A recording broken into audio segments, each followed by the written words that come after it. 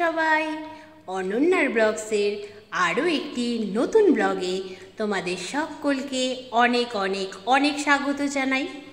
আজ সোমবার, সকাল এখন 10:30 বাজে। তোমাদের সাথে নিয়ে ঠিক এখন থেকেই আজকের ব্লগটা আমি শুরু করছি। সকালে উঠে ব্রাশ করে ফ্রেশ হয়ে শুধু চা খেয়েছিলাম, আজ আর বিস্কিট খাইনি। তারপরেই স্নান সেরে ঠাকুর ঘর আর তুলসীতলা মুছে নিলাম। তারপর পুজোটা সেরে ফেললাম। শ্রাবণ মাসের সোমবার, শিব পুজো না করলে হয়, তাই পুজোটা করে মনটা ভরে গেল।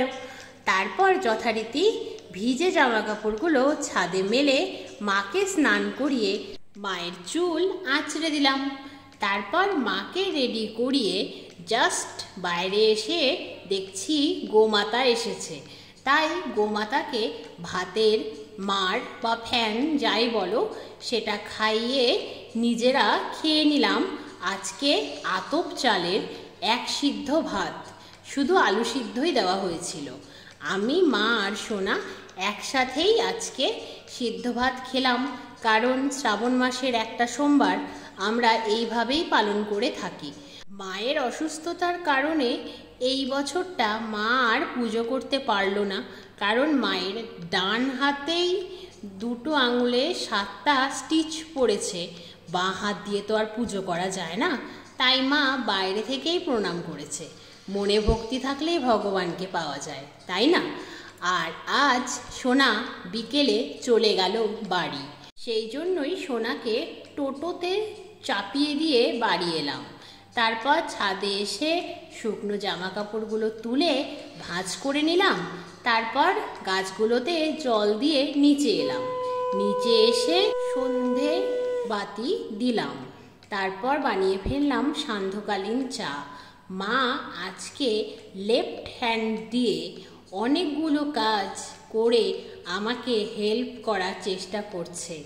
সত্যি মায়ের মতো ভালো এই জগতে তার সন্তানকে আর কেউই বাসে না, কারণ আর সবার থেকে মায়ের সাথে সম্পর্কটা যে 10 মাসের বেশি হয়। যখন আমরা মায়ের গর্ভে থাকি, মা তখন জানতেই পারে না তার আগত সন্তান নারী না পুরুষ হতে চলেছে।